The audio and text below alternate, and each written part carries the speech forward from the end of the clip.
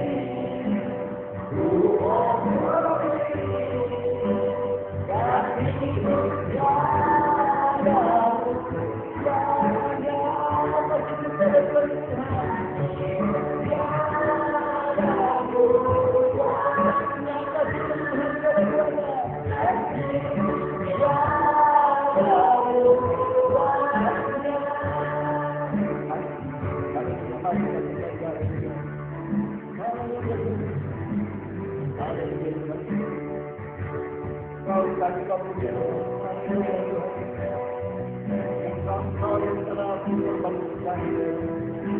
Haleluya, terima kasih Tuhan. Terima kasih Tuhan Yesus berumur pada dia ini. Terima kasih Tuhan. Terima kasih buat kasih-Mu. Terima kasih buat cinta-Mu. Terima kasih Yesus. Kami mewakili Tuhan. Kami bersembah.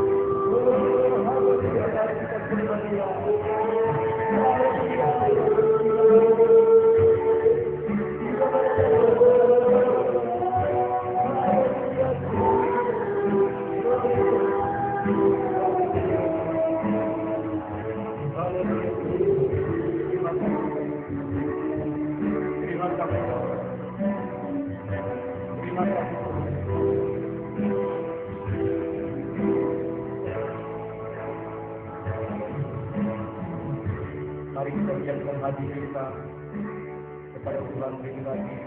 Kita akan mendengarkan firman Tuhan. Kita tundukkan kepala kita bersyukur kepada Tuhan. Bapa di surga, yang kami muliakan di dalam nama Tuhan Yesus Kristus, Juru Selamat kami Tuhan kami. Kami bersyukur Tuhan pada pagi hari ini Tuhan, atas kasih-Mu Tuhan yang menyertai kami, mengantarkan kami tiba dengan selamat Tuhan di gereja-Mu Tuhan, untuk kami boleh bersama-sama Tuhan beribadah, menyembah Engkau ya Tuhan dalam roh dan kebenaran kami. Untuk boleh kami bersama-sama memuji Engkau Tuhan Yesus. Karena itulah Tuhan untuk menjadikan kami, agar kami menjadi umat-Mu yang senantiasa memuji Engkau Tuhan. Terima kasih Tuhan Yesus. Urapilah kami Tuhan, setiap kami yang datang di sini Tuhan.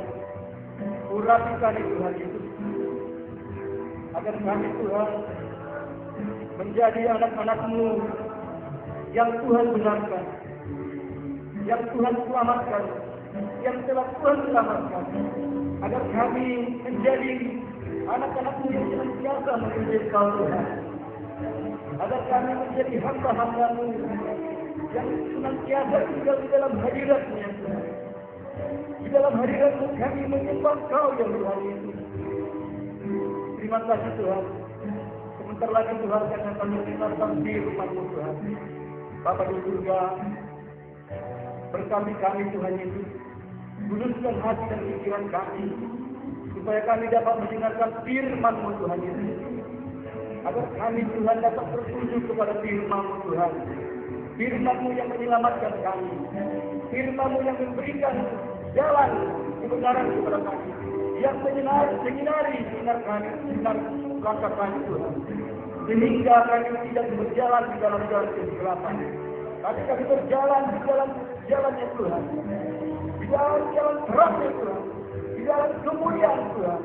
Di dalam nama Yesus Kristus. Urapi Tuhan hamba-Mu untuk menyampaikan firman-Mu Tuhan. Hamba-Mu tidak ada apa-apanya kalau bukan karena Tuhan. Sembunyikan hamba-Mu di belakang kayu salib Tuhan. Kau mengurapi lidah hamba-Mu Tuhan berkata-kata, menyampaikan kebenaran firman-Mu. Di dalam nama Yesus Kristus, kuduskan ruangan ini Tuhan. Di dalam nama Yesus oleh darah Yesus, agar firman-Mu dapat disampaikan Tuhan. Di dalam nama Yesus. Terima kasih Bapak. Dalam nama Yesus kita yang siap mendengarkan firman Tuhan. Katakan bersama-sama, amin. Haleluya.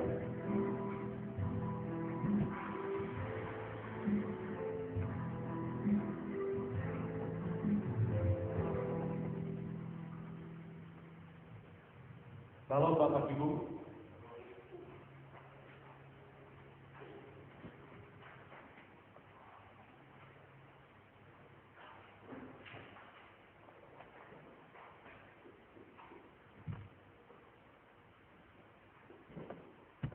Salam Bapak Ibu saudara yang terkasih di dalam nama Yesus.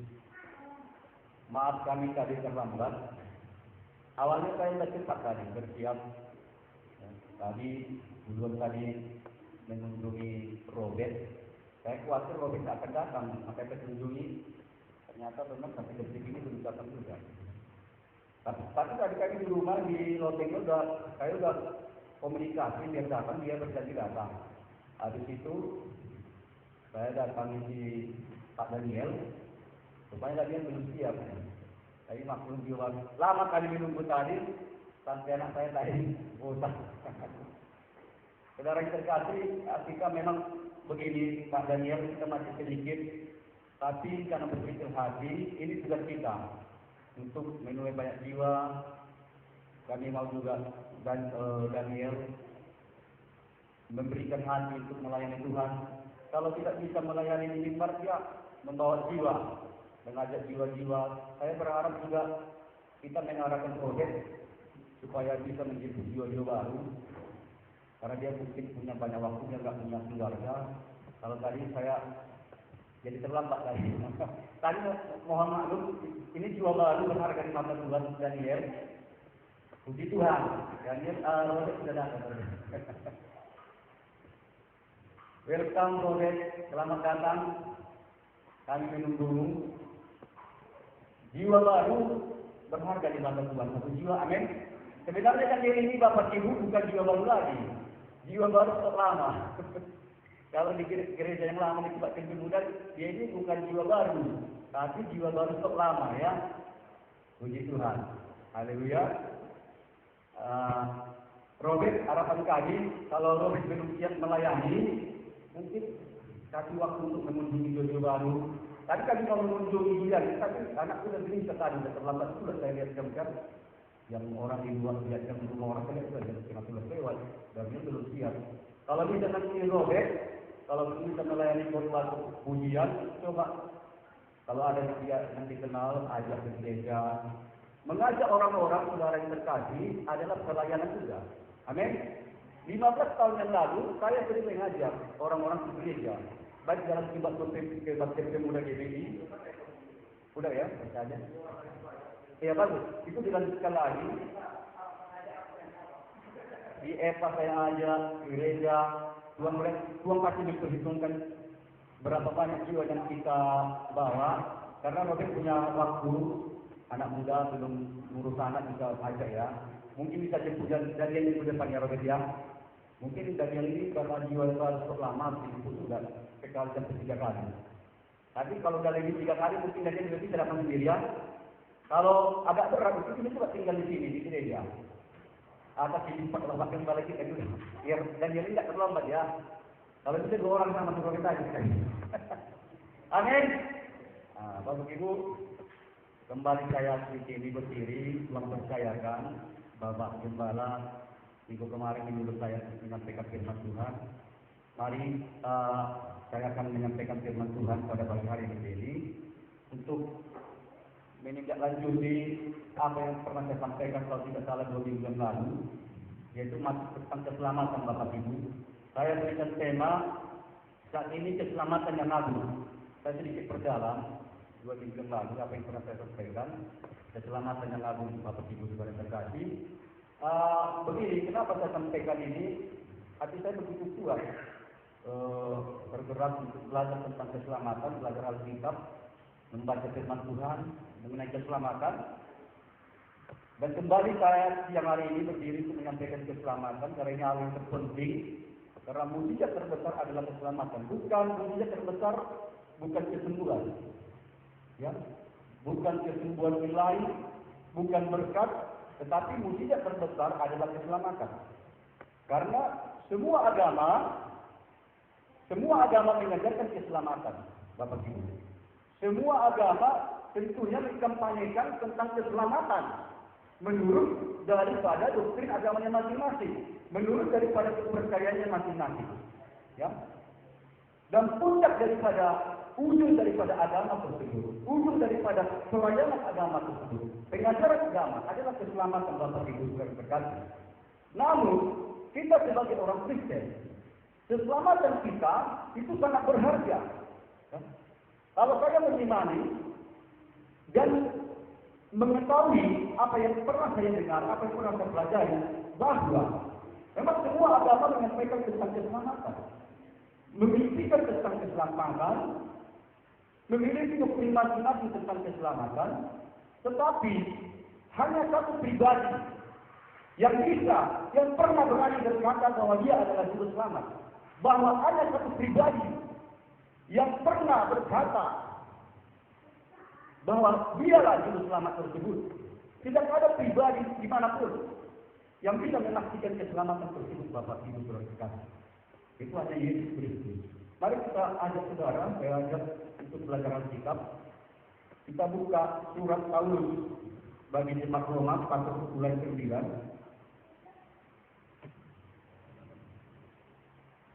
Roma 10 ayat 9 Bapak Ibu.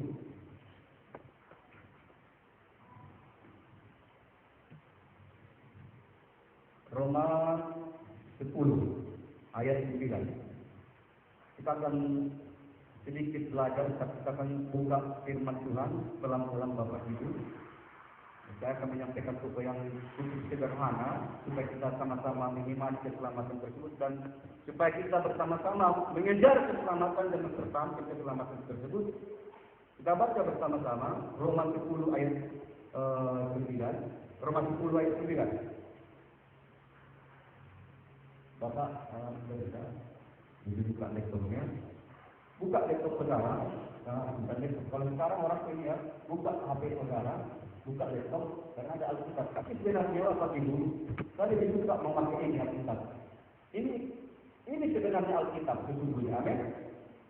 Kalau saya bawa laptop ini hanya untuk proses, untuk kamera, tapi ini sebenarnya kita. Kalau bisa, Robert sudah bisa di Alkitab ya. karena mau sekolah kita.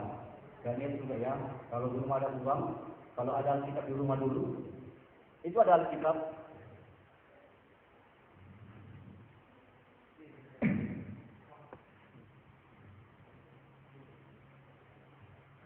Ya.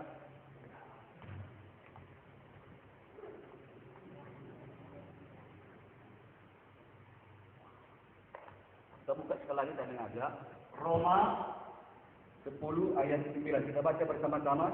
Sudah bisa dilihat Daniel, Saudara Robert, dalam Perjanjian Baru, Roma 10 ayat 9.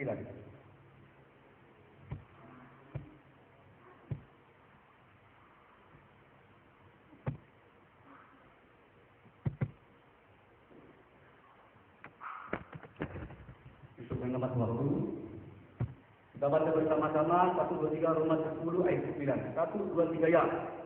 Sebab jika kamu mengaku dengan mulutmu bahwa Yesus adalah Tuhan dan percaya dalam hatimu bahwa Allah telah membangkitkan Dia dari antara orang mati, maka kamu akan diselamatkan. Sekali lagi saya bacakan Bapak Ibu. Sebab jika kamu mengaku dengan mulutmu bahwa Yesus adalah Tuhan dan percaya dalam hatimu bahwa Allah telah membangkitkan Dia dari antara orang mati, maka kamu akan diselamatkan. Amin.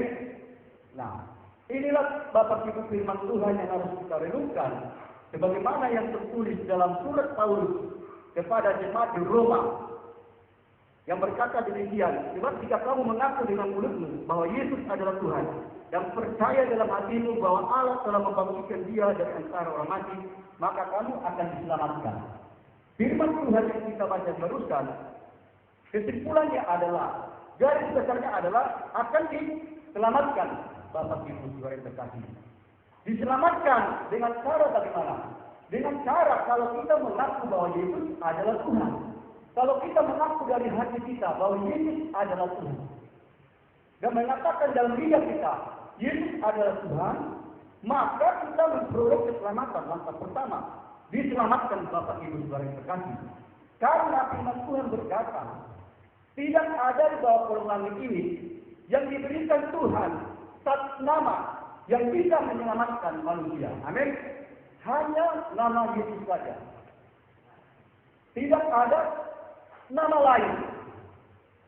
Tidak ada di luar nama Yesus yang bisa membawa saudara menuju pada jalan keselamatan tersebut. Amin. Tidak ada satu pribadi apapun yang pernah berkata bahwa Dia adalah jalan kebenaran dan hidup. Tidak ada yang sampai kepada Bapa kalau tidak melalui aku.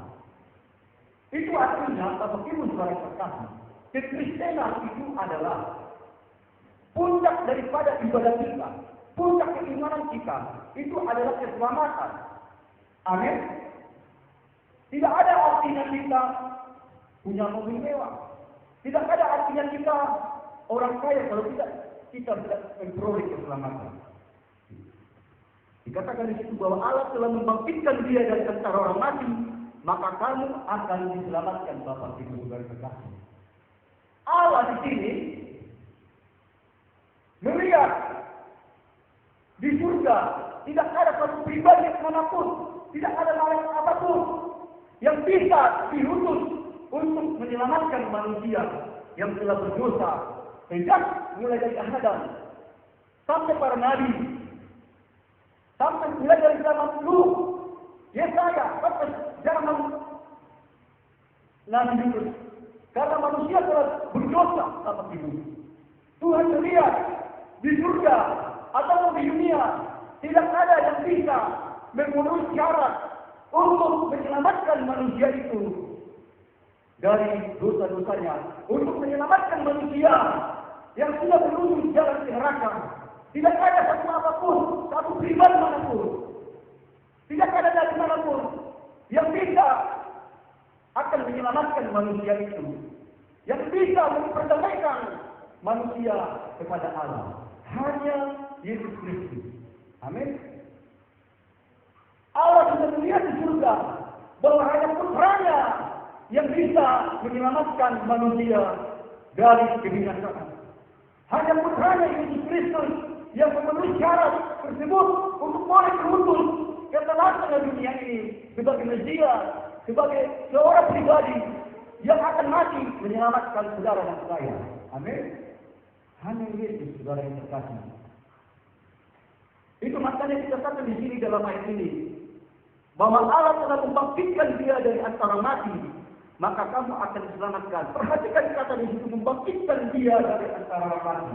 Berarti kalau dikatakan membangkitkan dia dari antara mati, berarti Yesus pernah mati. Haleluya. Yesus mati di kayu salib. Yesus disalib Bapak Ibu Saudara sekalian. Kalau kita perhatikan detik-detik penyaliban Yesus Kristus begitu mengerikan. Sebelum Yesus digiring kepada salib itu, kepada jalan salib, Yesus telah terlebih dahulu berdoa di Taman Getsemani seperti yang pernah saya sampaikan. Yesus ketakutan pada saat itu. Bapak Ibu, bukan berarti Yesus bukan. Karena Yesus tahu dia akan menanggung siksaan yang berat Bapak Ibu Saudara sekalian. Jadi akan saya sampaikan sedikit lagi, akan saya berjalan. Yesus di Taman Getsemani, saya dia berdoa, apa yang terjadi Bapak Ibu? Tentara Romawi telah menjumpai Yesus. Yang sebelumnya Yudas Iskariot, muridnya yang berkhianat menjual Yesus Kristus dengan cara menunjukkan di mana Yesus berdoa. Karena Yudas pada saat itu adalah bagian dari murid Yesus Kristus. Dia tahu di mana Yesus biasa berdoa. Dia tunjukkan suatu tempat. Ketika ditunjukkan apa yang terjadi Bapak Ibu Saudara terkasih, Yesus ditangkap. Setelah ahli Taurat kompromi dengan orang-orang yang berusaha menyalibkan dia, Yesus ditangkap Bapak Ibu Saudara terkasih. Yesus ditangkap dengan cara tentara Romawi membawa atas perintah daripada ahli Taurat yang selama ini selalu mengkritik Yesus Kristus, mengkritik pelayanan Yesus Kristus, ahli Taurat yang selalu mengkritik mujizat yang dilakukan Yesus Kristus, membawa tentara Romawi. Ahli Taurat katakan memfitnah Yesus Kristus. Memang ini harus terjadi Bapak Ibu Saudara yang terkasih. Karena Yesus memang datang di dunia ini untuk mati bagi saudara dan saya. Amin. Yesus telah dibuatkan untuk mati. Yesus telah dibuatkan akan mati Bapak Ibu Saudara yang terkasih. Akan ditangkap. Akan ditanggung siksaan yang berat Bapak Ibu. Akan disalib. Namun celakalah orang yang melakukan penyaliban terhadap Tuhan Yesus. Amin. Celakalah orang yang menjual Yesus Kristus seperti Yudas Iskariot. Diutus hidup kepada Yudas. Dia mati bunuh diri Bapak Ibu. Mati bunuh diri Bapak Ibu Saudara terkasih. Nah, penebusan kita di dalam darah Yesus Kristus supaya kita diperdamaikan dengan Allah. Penebusan di dalam darah Yesus Kristus yang pernah telah dibuatkan para nabi itu digenapi Bapak Ibu. Digenapi di Taman Getsemani. Yesus ditangkap. Lalu apa yang terjadi? Yesus disiksa, dipukul, dicambuk. Bapak Ibu Saudara terkasih, banyak nabi yang mati untuk Injil. Amin. Banyak rasul yang kita kenal mati untuk Injil, untuk Tuhan. Tetapi hanya Yesus yang mati dan mendirikan sekali Bapak Ibu Saudara terkasih. Ini saya sampaikan sekali lagi. Hanya Yesus. Bukan hanya dia mati di kayu salib, dieksekusi mati, tetapi yang mencurahkan darahnya. Kenapa saya katakan? Kenapa firman Tuhan mengatakan mencurahkan darahnya? Karena ketika Yesus ditangkap, tentara Romawi menyiksa Yesus Kristus, mencambuk Yesus Kristus. Ya, di dalam kitab Yesaya, Bapak Ibu, Yesus dikatakan di situ seperti domba yang dibawa ke dalam tempat penggiringan, pemotongan. Seperti anak domba, Yesus dibawa, digiring untuk disembelih. Dan kenyataannya Bapak Ibu Saudara yang terkasih, memang Yesus diperlakukan tidak baik pada saat itu. Pada saat penangkapannya, Yesus dipukul, dicambuk Bapak Ibu Saudara yang terkasih. Tahu kan Anda? Yesus pakai apa dicambuk? Yesus. Kalau mungkin film Tuhan Yesus yang pernah saudara tonton di televisi, itu kurang fokus dalam penyiksanya. Dia fokus kepada Yesus disalib. Namun sesungguhnya lebih dari itu Bapak Ibu, Yesus kita dicambuk, ya. Setelah diponis, setelah diperhadapkan dengan Herodes, diperhadapkan dengan Pilatus. Sebenarnya Pilatus tidak mau memukul Yesus, tetapi karena desakan orang banyak yang telah dirasuk oleh iblis, Yesus dicambuk, diperlakukan tidak baik oleh tentara-tentara Romawi yang otaknya adalah orang-orang yang menolak Yesus Kristus sebagai Tuhan dan Juru Selamat. Itu ada orang-orang ahli Taurat dan orang-orang yang kita kasih kepada saat itu yang tidak menyukai Yesus Kristus sebagai Tuhan, yang menfitnah Yesus Kristus. Dibilang Yesus tukang sihir, dibilang Yesus penipu. Saya kenakan Bapak Ibu, Yesus itu seorang seperti penjahat Bapak Ibu. Ini perlu saya sampaikan. Yesus seluruh tubuhnya dipukul. Pernah tidak Yesus seluruh tubuhnya dipukul? Ya, kalau Anda pernah nonton film The Passion of the Christ, itu ini bukan bukan gimana sutradaranya, bukan mereka yang ya. Saya yakin itu Alkitab ada penghayuan yang dia terima, yang mungkin tidak tertulis dalam kitab, tetapi tersirat ada ya. Beda tertulis, beda tersirat. Tidak tertulis tapi tersirat Bapak Ibu, itu merupakan penghayuan. Yesus dipermalukan di depan banyak orang Bapak Ibu Saudara sekalian. Seluruh tubuh Yesus ditampung Bapak Ibu. Kalau saudara pernah nonton, mulai dari badan, dicambuk pakai besi. Alat yang mencambuk Yesus itu seperti tukar Bapak Ibu. Mulai dari besi, ya besi seperti ini, dipukul. Sekali pukul, Yesus menjerit, sakit loh. Itu besi padat. Dan yang menunggu orang-orang kuat tentara. Ini Robert pasti tahu, ini anak tentara ini ya. Bagaimana tentara kalau menyiksa ya. Tetapi itu di Indonesia tidak pernah diperlakukan begitu ya. Saudara yang terkasih, Yesus dipukul beratus kali, berganti lagi pakai besi berduri. Pertama pundaknya, Bapak Ibu, dicambuk robek, dicambuk lagi robek, bukan robek Tagalog ya, robek dalam tubuh Yesus robek Bapak Ibu, tubuh Yesus robek. Bayangkan besi berduri dicambuk Bapak Ibu Saudara sekalian, itu tubuh Yesus, itu robek, hingga menutupkan darah. Kita renungkan bagaimana penderitaan Yesus Kristus pada saat itu Bapak Ibu. Dan saya yakin Bapak Ibu, tidak ada yang melewati, tidak ada tubuh Yesus yang tidak dipukul. Karena mereka begitu sadis Bapak Ibu. Tentara-tentara Romawi itu begitu sadis. Menolong Yesus Kristus, memperlakukan Yesus Kristus di depan umum. Seakan-akan Yesus berbagai pemberontak, seakan-akan Yesus seperti penjahat, seperti teroris. Walau seperti ini seperti teroris, dipukul. Baru dibalikkan lagi ke dadanya. Perut. Bisa Anda bayangkan Bapak Ibu, bisa kita bayangkan. Maaf kata, ini maaf kata ya. Ini tidak tapi saya yakin, ini maaf kata. Mungkin kemaluan Yesus kena pada saat itu. Karena mereka kena brutal. Seluruh tubuh Yesus telah dipukul, berlumuran darah Bapak Ibu. Firman Tuhan berkata, hampir bilur-bilur Yesus.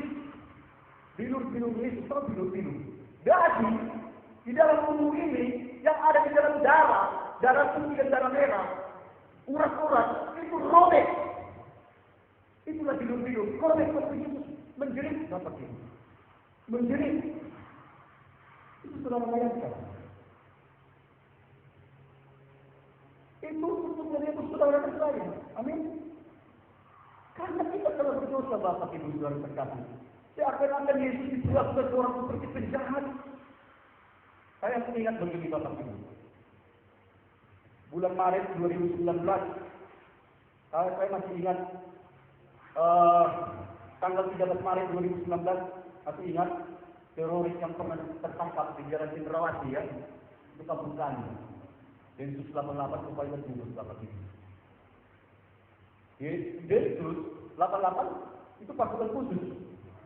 Pasukan yang sangat ditakuti oleh teroris di Indonesia, bahkan di luar negeri. Densus 88 turun ke Sibolga. Tidak ada yang tahu. Bahkan Kapolres pun tidak tahu. Polisi-polisi pun tidak tahu sebelumnya. Tentara-tentara. Wartawan apalagi. Tidak ada yang tahu. Tapi luar biasa. Tuhan membongkar semua pekerjaan teroris. Apa yang terjadi? Suaminya duluan ditangkap. Ya, singkat cerita, ketika istrinya hendak dipergok, melakukan perlawanan, dilidakkan bom pertama, berjam-jam polisi negosiasi sampai tengah 2 malam, tidak mau menyerah, istrinya bunuh diri, hancur seluruhnya, termasuk rumah kami, Bapak Ibu. Saya mendapatkan informasi dari abang saya yang orang Minang sebagai Kurdi. Itu sudah dibawa. Setelah beberapa hari tadi, Densus 88 mengangkat itu ke Jakarta. Bapak saudara, siksaannya itu wajar ya. Kalau seorang teroris diperlakukan tidak baik, disiksa oleh aparat, itu hal yang wajar secara dosa. Tetapi Yesus Kristus sendiri, Bapak Ibu, bukan seorang teroris, bukan penjahat, tapi Yesus menanggung itu, Bapak Ibu. Itu makanya dia mengatakan mencurahkan darahnya untuk penebusan dosa-dosa kita, Bapak Ibu yang terkasih. Ini harus disampaikan.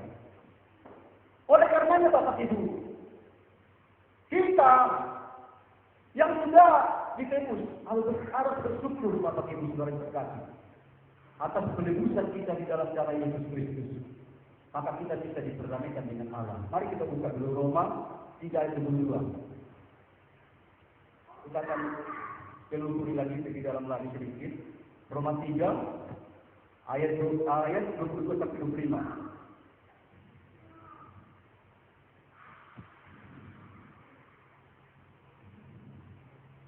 Roma 3 ayat 22 sampai 25, kita baca bersama-sama. 1, 2, 3 ya. Yaitu sudah baca semua? Sudah ketemu ayatnya? Roma 3 ayat 22 sampai 25.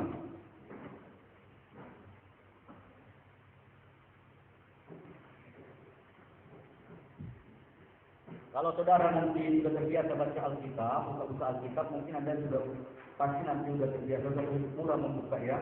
Roma 3 ayat 22 sampai 25 kita baca sama-sama 1, 2, 3 ya. Yaitu kebenaran Allah karena iman dalam Yesus Kristus bagi semua orang yang percaya. Sebab tidak ada perbedaan karena semua orang telah berbuat dosa dan telah kehilangan kemuliaan Allah. Dan oleh kasih karunia telah dibenarkan dengan cuma-cuma oleh karena penebusan dalam darah Yesus Kristus. Amin. Perhatikan Bapak Ibu ayat 22. Saya bacakan, yaitu kebenaran Allah karena iman dalam Yesus Kristus bagi semua orang yang percaya, sebab tidak ada perbedaan. Nah di sini kebenaran Allah bahwa Yesus Kristus adalah penebus kita. Tidak ada perbedaan di antara kita sama. Artinya Yesus menyelamatkan semua orang. Dia mati untuk menyelamatkan semua orang seisi dunia ini. Tanpa ada perbedaan, baik saudara yang bernama apapun, baik apapun profesi saudara, Yesus mati untuk semua manusia. Dan kita harus percaya, ya, kita harus percaya supaya kita beroleh selamat Bapak Ibu dan terkasih. Karena semua orang telah berbuat dosa dan telah kehilangan kemuliaan Allah. Sebelum Yesus datang ke dunia ini, semua orang telah berbuat dosa, Bapak Ibu Saudara sekalian, sampai semua manusia kehilangan kemuliaan Allah. Sampai manusia akan menuju ke dalam jalan-jalan neraka, Bapak Ibu Saudara yang terkasih. Kehilangan kemuliaan Allah, kehilangan kasih Tuhan. Itu sangat fatal kalau kita kehilangan kasih Tuhan. Kita tidak bisa diselamatkan lagi, kita tidak bisa jangkau lagi. Oleh karenanya, Yesus memberikan dirinya untuk mati kepada saudara-saudara saya, supaya kita bisa diperdamaikan dengan Allah. Ayat ke-6 saya bacakan di sini. Ayat ke-5, Kristus Yesus telah ditentukan Allah menjadi jalan perdamaian karena iman dalam darahnya. Hal ini dibuatnya untuk menunjukkan keadilannya karena Dia telah membiarkan dosa-dosa yang telah terjadi dahulu pada masa kesabaran. Artinya Allah sabar ya. Tapi batas kesabaran itu ada batasnya Bapak Ibu. Manusia di dalam masa yang lama dikatakan dalam berbuat dosa sampai kehilangan kemuliaan Allah, sampai Tuhan murka, sampai Dia pernah menurunkan air buah. Dan itu terus manusia beranak cucu berbuat dosa sampai menuju akan menuju kepada api yang kekal. Ayat itu yang dikatakan maksudnya Dia untuk menunjukkan keadilannya pada masa ini supaya kita nyata bahwa Dia benar dan juga membenarkan orang yang percaya kepada Yesus. Kita sekali lagi harus percaya kepada Yesus Kristus supaya penebusan darah Yesus itu menjadi milik kita, supaya keselamatan itu menjadi milik kita. Amin. Tahukah saudara, kalau Yesus tidak disalib dan mati untuk menebus dosa kita, kita semua masuk ke dalam api neraka. Amin. Kalau Yesus tidak lahir, mungkin kalau Tuhan belum menghancurkan dunia ini, akan masih beranak cucu manusia ini. Ya, sampai ke generasi kita. Dan kita pasti akan mati dan masuk api neraka, Bapak Ibu.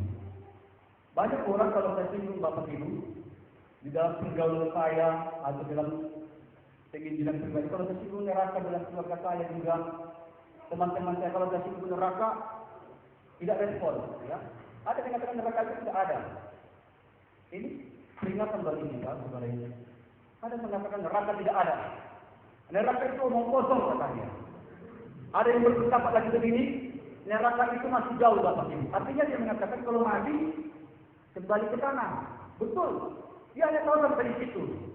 Masih lama penghakiman katanya. Betul. Dia mengatakan kalau mati kita tidak tahu apa lagi. Bukan. Mati. Ada dua arah roh kita ini kemana. Mari saya ajak dulu saudara. Kita buka Lukas 16. Ayat 19 sampai 26.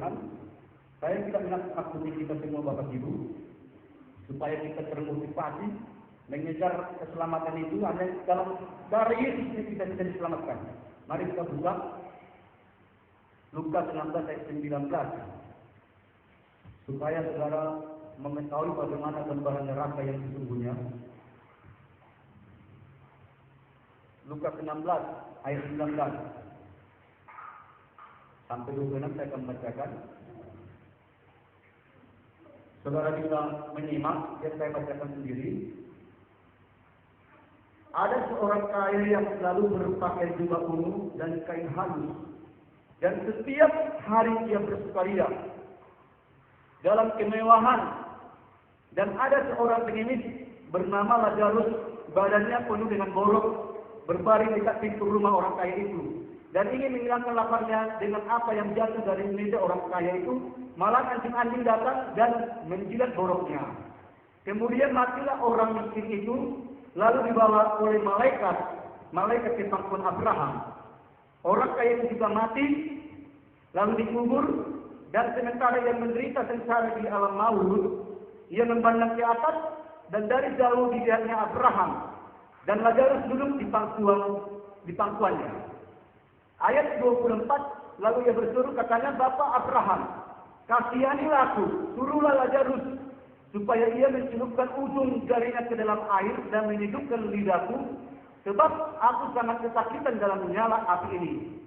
Tetapi Abraham berkata, anak, ingatlah bahwa engkau telah menerima segala yang baik sewaktu hidupmu. Lakukan Lazarus segala yang buruk. Sekarang ia mendapat hiburan dan engkau sangat menderita. Sebelum saya lanjutkan ayat 12, perhatikan Bapak Ibu.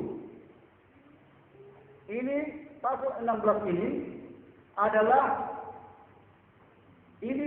khotbah Yesus Kristus sendiri. Ya, mulai kalau saudara memperhatikan di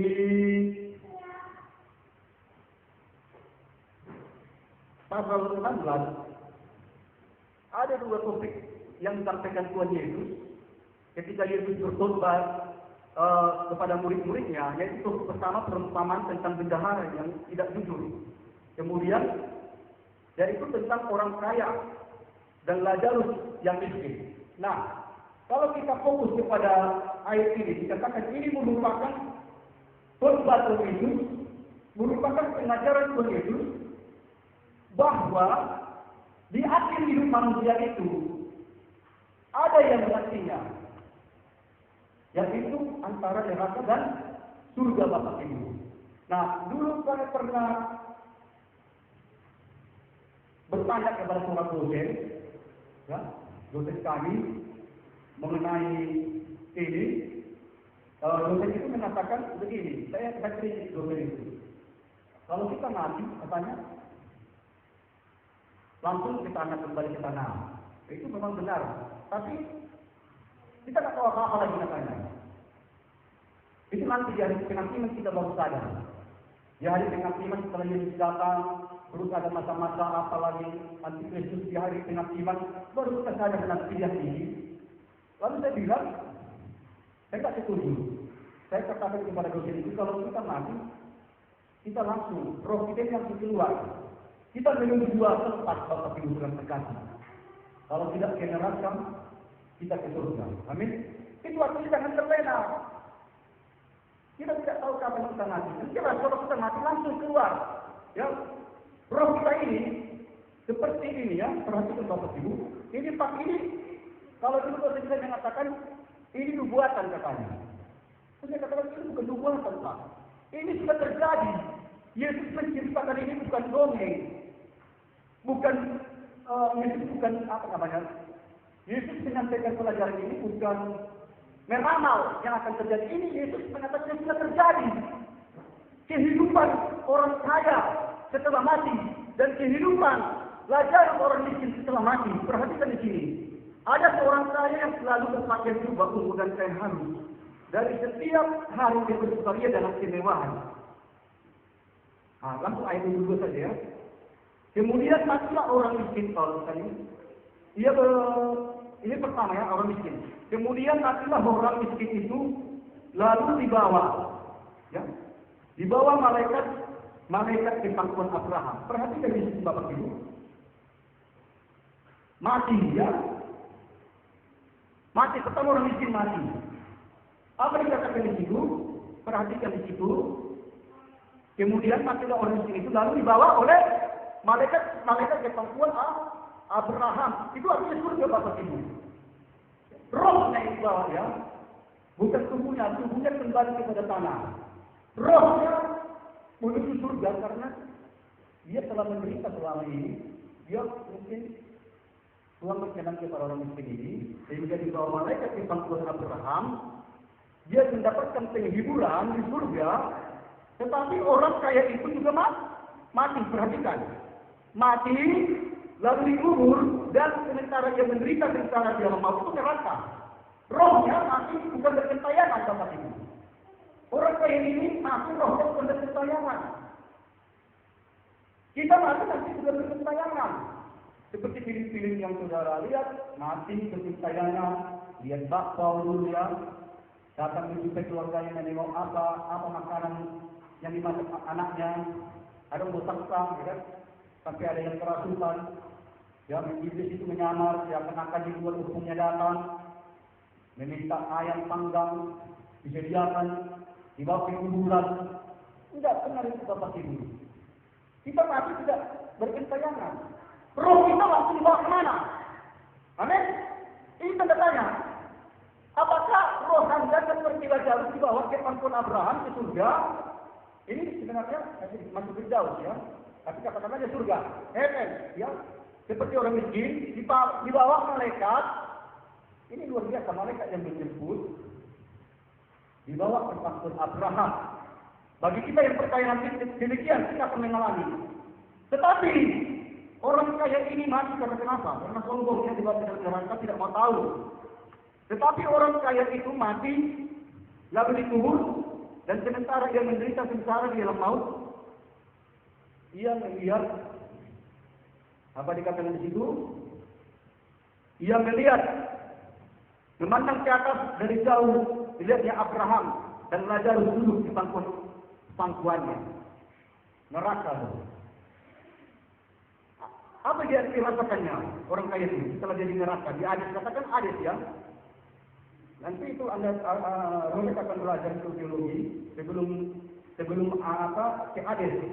Lalu ayat 25 saya bacakan, lalu ia berseru katanya, Bapak Abraham, kasihanilah aku, suruhlah Lazarus supaya ia mencelupkan ujung jarinya ke dalam air dan menghidupkan lidahku, sebab aku sangat kesakitan dalam nyawa ini. Perhatikan, itulah gambaran neraka. Bapak Ibu dan Kekasih, dimanapun Anda mendengar berbaik, itulah gambaran neraka. Hades, sebelumnya belum neraka. Ada ilustrasinya begini ya, Bapak Ibu. Ketika wartawan, saya sering melihat situasi di sel, ya. Kalau orang narkoba atau orang ditangkap polisi, itu tidak langsung dibawa ke penjara. Itu dibawa ke sel, digiring ke sel polisi. Ya, diselidiki dulu bisa. Kalau dia tersangka, tidak langsung dalam penjara, itu di sel dulu. Ya, sel. Tapi sudah sakit juga ya, di sel ya, dari pukul ya, bekerja. Ini tahu anak tentara ini. Sudah dipukul, tidak ada polisi tidak dipukul orang yang narkoba, ya kan? Dapat tamparan sedikit ya kan, tampar supaya bertobat ya, dia mengaku dosanya, kesalahannya, lalu digiring ke kantor pengadilan Timur Jakarta, dibawa masukkan lagi ke sel.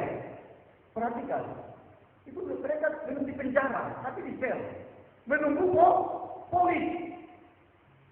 Nanti sudah polis baru dibawa berapa tahun, 3 tahun saja, 5 tahun saja, 10 tahun saja dalam penjara. Hukuman sebenarnya penjara. Nah, sama halnya Bapak Ibu saudara kekasih ketika kita mati, orang kaya ini masih di Hades sebenarnya. Tetapi itu gambaran neraka juga. Amin. Karena kenapa dikatakan di situ ia memanggil Bapak Abraham, dia menjadi dia. Saya yakin aku pernah sekali dia memanggil Abraham. Bapak Abraham mengulang Lazarus menghidupkan ujung jarinya. Bapak aku jadi sangat menderita, ya. Maksud dia halus begitu. Ya, kesakitan. Sebab aku sangat kesakitan dalam nyala api. Ini bukan berarti saudara yang kekasih, api neraka itu bukan omong kosong. Amin. Tahukah saudara api neraka itu bagaimana? Panas. Coba kita dulu orang di rumah. Ini saya bukan menakut-nakuti.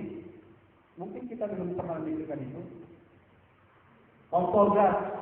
Ya, bikin dulu tangan kita pelan-pelan, dekat kecil bekas, panas ya, panas, jadi panas, saja, panas sekali ya. Berapa lama bisa dengan panasnya? Robek berapa lama? Tidak mungkin hanya 10 detik ya, tapi kita bisa menjawab, panasnya ini, neraka sejarah itu, lebih dari itu Bapak Ibu. Neraka itu besar sekali apinya itu. Besar, mungkin ini mungkinnya. Mana lebih besar api neraka atau api matahari? Ada yang tahu? Ini bukan menakut-nakuti firman Tuhan, bukan menakut-nakuti. Tapi kalau saudara takut puji Tuhan, saudara bertobat. Mana lebih besar api neraka atau api matahari? Kenapa saya bawa contoh ini? Karena kita tidak tahu bagaimana api neraka. Tapi tersirat ada dalam Alkitab ini. Kita harus imani. Makanya saya bertanya, mana lebih besar? Api neraka atau api matahari? Menurut Daniel mana lebih besar? Api neraka. Mungkin api neraka ya. Robert, api neraka atau api matahari? Api neraka. Puji Tuhan kalau saudara mengimani, walaupun saya tidak tahu mana. Tapi yang jelas perbandingannya Bapak Ibu bisa disamakan seperti api matahari. Perhatikan matahari. Ini matahari itu sumber sinar. Ada katakan sembilan planet. Katakan bumi mengelilingi matahari. Matahari itu api. Api yang besar. Dia menyinari planet-planet. Menyinari bumi, menyinari bulan, Jupiter. Bayangkan Bapak Ibu. Tapi ada jarak ya. Ada jarak matahari. Tuhan luar biasa menciptakan semuanya. Teratur, ajaib. Tuhan kasih jarak matahari ke bumi. Ada jarak yang cukup jauh ke planet-planet lain. Bayangkan kalau matahari berpindah tempat, berjalan sendiri menuju bumi. Matahari lebih besar loh dari bumi. Aneh. Kalau matahari mendekat tiba-tiba, itu kita berhenti mendekati bumi. Terbakarlah bumi ini. Semua kita terbakar. Bumi terbakar, gedung-gedung pencakar langit di Indonesia, di Medan, di Amerika. Semua terbakar. Gedung, termasuk istana presiden. Gedung bumi terbakar. Tidak ada yang bisa melawan. Karena panasnya matahari. Panasnya matahari, bagaimana panasnya neraka, Bapak Ibu Saudara terkasih. Ini harus disampaikan supaya kita yang mendengar khotbah ini kita sungguh-sungguh merindukan. Bagaimana panasnya matahari? Kalau kita dibakar di situ, kita menjadi seperti orang kaya ini yang mungkinnya masih tidak ada, karena penghasilan belum ada, penghasilan belum terjadi. Kalau kita sampai masuk ke dalam Hades, ketika kita mati di luar Tuhan, kita diantar setan. Ya, setelah orang mati itu dibawa setan langsung.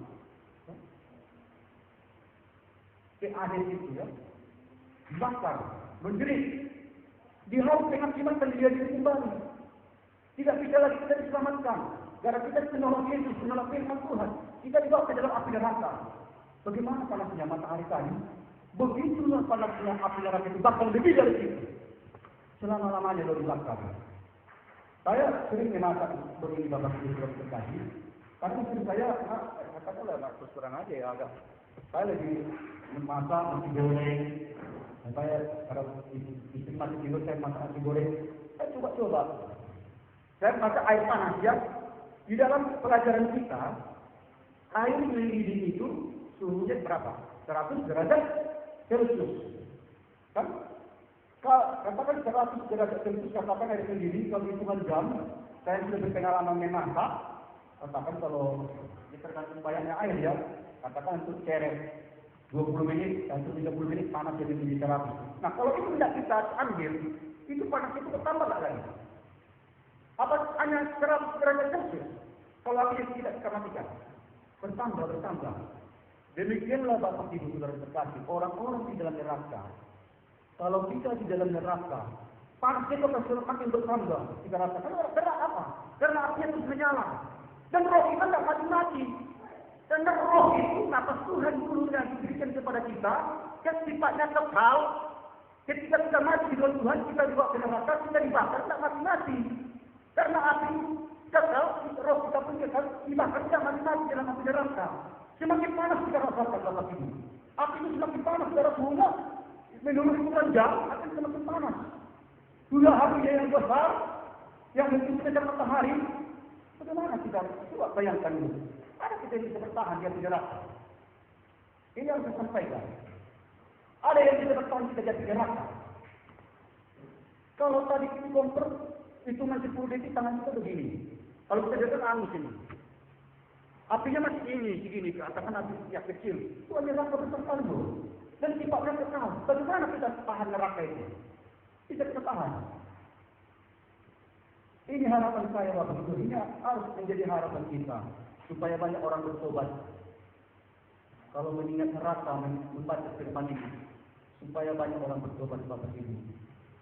Agar kita jangan sampai di api neraka. Amin. Saudara jangan sampai masuk ke dalam api neraka. Kalau saya singgung orang katakan, nanti lagi ini masih dunia. Kalau saya singgung tentang bertobat masih dunia. Maksudnya bagaimana? Ini masih dunia dari uang dulu.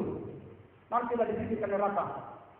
Kalau mati, besok bagaimana? Kalau dia kena putar lagi mati, kan pasti mati. Kalau kita mengatakan lebih lama, pasti mati loh.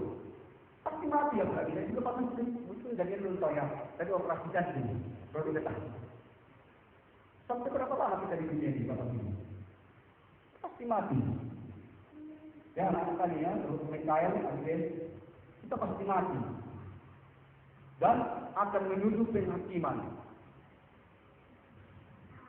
Kita mau dibawa kemana? Kita mau dibawa malaikat kemana?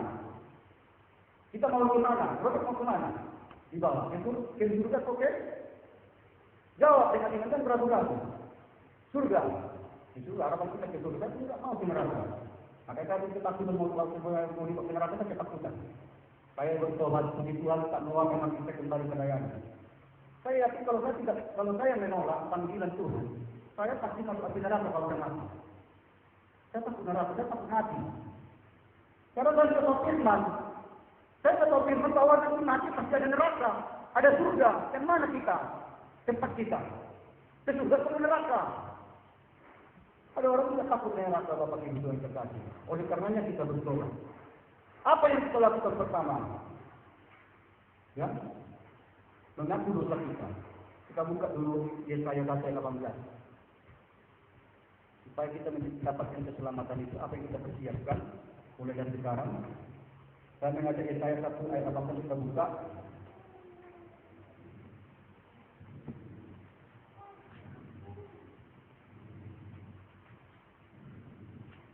Yesaya 1 ayat 18.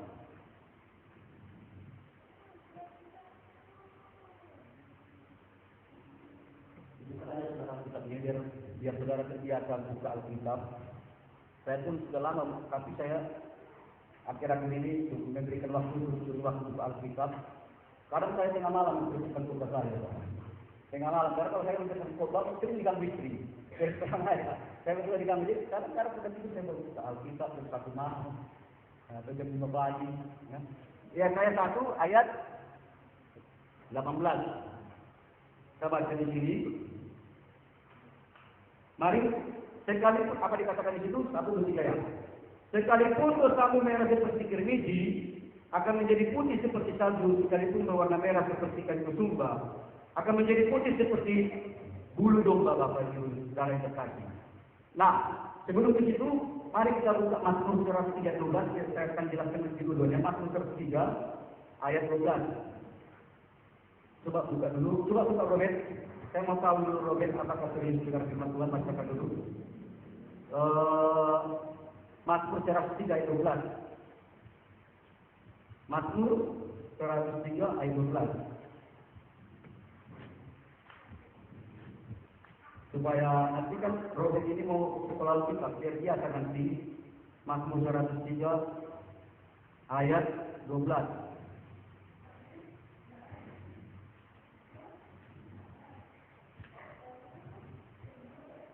Coba baca dulu Mazmur 103 ayat 12.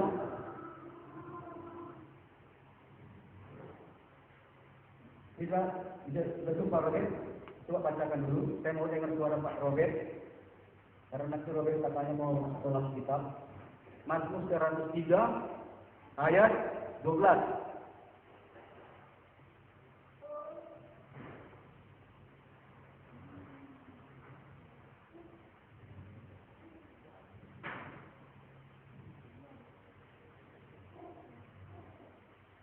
Baca dulu Mazmur 103 ayat 12.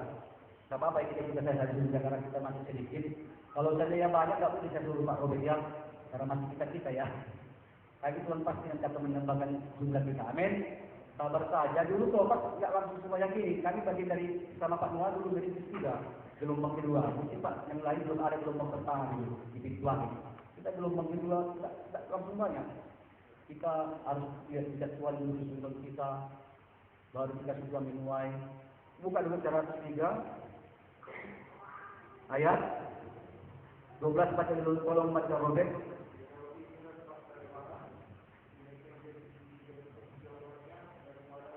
Pelanggaran kita. Ya, dikatakan sejauh timur dari barat, demikian dijauhkannya daripada kita pelanggaran kita, Bapak Ibu. Itulah firman Tuhan. Ya, itu langkah pertama kita yaitu untuk memperoleh keselamatan itu, yaitu mengaku dosa ya.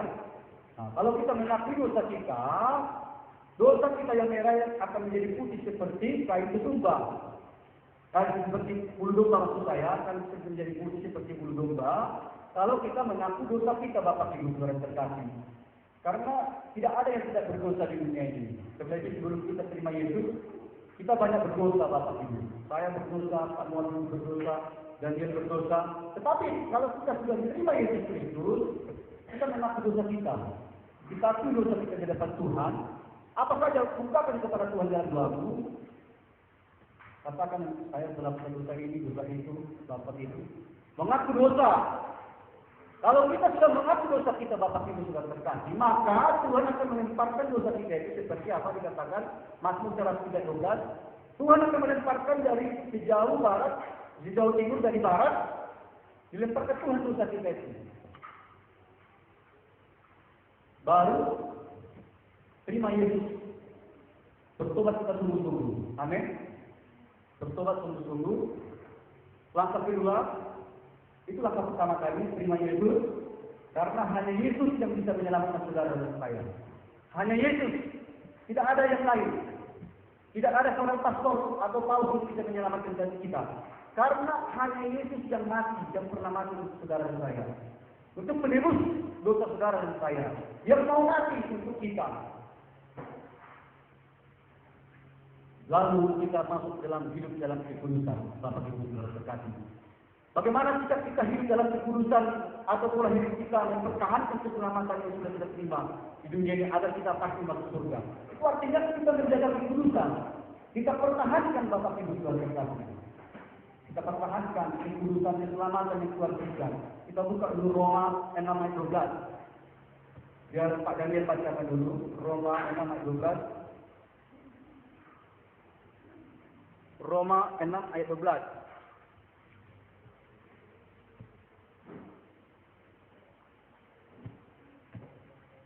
Roma 6, tolong dibaca Pak Daniel, Roma 6 ayat 12. Roma 6 ayat 12 sampai 13. Sudah bisa coba baca Daniel. Dan sama bagus ya Daniel ya, Nabi ya. Ayat 12 sampai dengan ayat 13.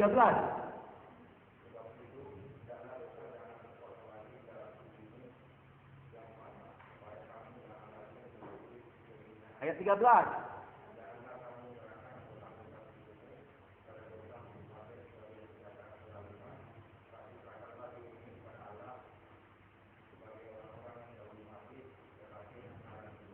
Ya, dikatakan di sisi bab itu, hendaklah dosa jangan lagi berkuasa lagi dalam tubuhmu yang fana, supaya kamu jangan lagi menuruti keinginannya. Ya, karena tadi kita sudah terima Yesus. Yesus sudah menyelamatkan kita. Yesus sudah mencurahkan darahnya buat saudara dan saya. Oleh karenanya, kita harus menjaga kekudusan. Sebab itu jangan lagi dosa berkuasa lagi di dalam tubuhmu yang fana, supaya kamu jangan lagi menuruti keinginannya, Bapak Ibu. Ya. Ayat 13, dan janganlah kamu menyerahkan anggota-anggota tubuhmu kepada dosa untuk dipakai sebagai senjata kelaliman. Tetapi serahkanlah dirimu kepada Allah sebagai orang-orang yang dahulu mati. Tetapi yang sekarang hidup, dan serahkanlah anggota tubuhmu kepada Allah untuk menjadi senjata-senjata kebenaran. Ini langkah kita yang kedua, senjata kekudusan ini. Sesudah kita bertobat, jangan lagi kembali jadi tobat. Apa dikatakan? Jangan lagi kita menyerahkan tubuh kita sebagai senjata-senjata kelaliman. Jangan lagi kita menyerahkan tubuh kita, Bapak Ibu saudara terkasih. Kalau mungkin selama ini ya, jangan lagi main perempuan ya. Contoh, maksudnya aku untuk menyerahkan ayat ini. Contoh ya Pak Roger ya. Kalau dulu pernah main judi online, aku saya nggak ngerti judi online itu bagaimana. Cuma saya pernah dengar, terus terang, saya nggak tahu apa judi online. Kalau ada di antara kita yang main judi online, itu pikiran kita berdosa, tangan kita berdosa, kita pasti dengan contohnya ke warnet. Kita serahkan tubuh kita ini, tangan kita, untuk mengedit-edit, mengapa gitu ya, mencari informasi tentang judi, pikiran kita tentang judi, kita sudah menyerahkan tubuh kita kepada dosa. Jangan lagi kita menjadi online Bapak Ibu saudara terkasih. Jangan lagi kita main perempuan. Ya, sifat laki-laki begitu Bapak Ibu. Saya mudah-mudahan ada yang mendengar ini. Jangan lagi main perempuan kalau banyak uang. Supaya kita tidak mencemari tubuh kita Bapak Ibu saudara terkasih. Ada kesaksian begini waktu saya menarik becak. Ini kesaksian yang benar. Pada minggu yang lalu saya menarik becak dan katakan saya masih jam 11 ya. Ke arah Jalan Horas ini ada cerita. Jalan Horas saya jambat 3 orang perempuan wanita bawa anak. Saya pikir ya orang ini orang baik. Saya pikir pulang dari Cilegon dua anak. Lalu saya tanya dari mana orang itu? Dari Cilegon enggak. Ini yang pengen pakai Jalan Baru kan. Lalu saya antar di Jalan Baru. Dia nggak tanya berapa ongkoskan dulu biasa dia mungkin. Udah biasa, udah tahu harga malam, ongkos malam. Di jalan baru, pas ada laki-laki berhenti dulu bang katanya. Ada 3 orang laki-laki turun. Saya nggak tahu apa mereka bicarakan kan. Ada saya menunggu 5 menit. Lalu naiklah mereka. Lalu dia bilang bang, jalan apa lagi dulu bang? Ke terminal. Saya bawa ke terminal. Di terminal telepon. Kalimatnya begini bang, kan sudah di sini bang. Gimana bang? Begini bang, begini. Lalu dia komunikasi lagi sama saya. Bang, bawa dulu ke jalanan sana ke Bandung bang. Gampang. Ada laki-laki di situ, ya kan laki-laki. Saya nggak tahu, tapi saya sudah mulai curiga. Ya begitu ya. Lalu habis itu bang, antar kali ke Mela bang katanya. Ke Mela kan dengan lulus malam. Tapi anak mereka sudah dititip di rumah suatu tempat ya, mungkin tinggal mereka pergi 3 wanita. Jadi Kemela, jumpa. Saya terkejut, saya kenal orang itu. Ini bos orang itu perempuan, Desti. Kenapa saya tahu Desti? Waktu saya punya masih becak Agnes tahu ya, becak Agnes. Saya pernah gambar dari pelabuhan Anggar malam-malam jam 11 malam juga. Saya pernah ini naik sama ceweknya. Saya katakan ceweknya, ya bukan cowoknya, ceweknya karena Desti. Orang itu pacaran kita tak bayar bermesraan baru bertengkar. Ya cepat gila-gila tunggu bang sebentar bang saya mau menyelesaikan masalah.